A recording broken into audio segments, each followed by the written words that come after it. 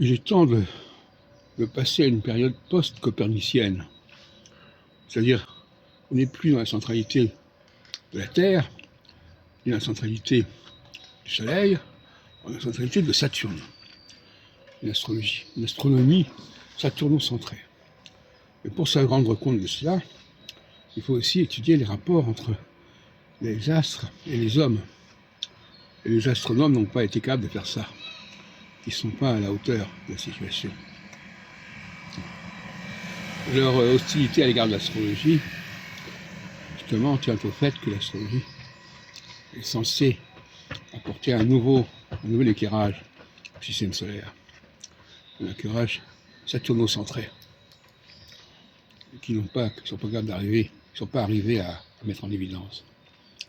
Et cette astronomie, elle, telle qu'elle est, justement, elle est complètement obsolète.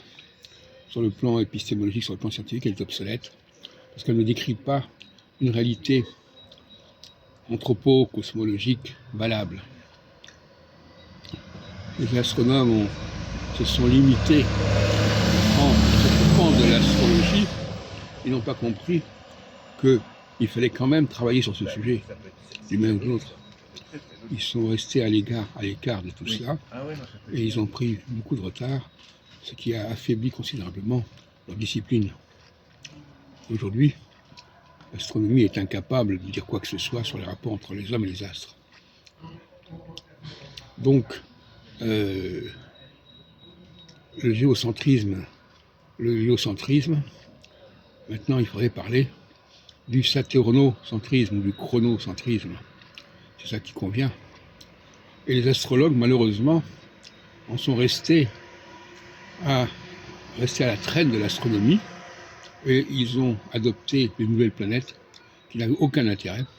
Donc au lieu pour l'astronomie de découvrir son saturnocentrisme, elle n'a rien fait de mieux que de basculer vers le transsaturnisme, ce qui est exactement l'inverse du saturnocentrisme, quelque part.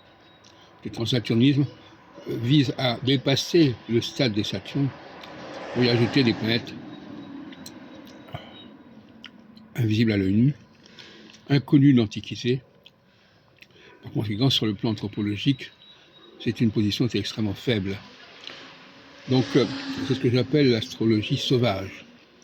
L'astrologie sauvage, elle est fondée sur l'astronomie telle qu'elle est aujourd'hui, c'est-à-dire qu'elle est vouée à un état complètement antérieur de l'histoire du système solaire.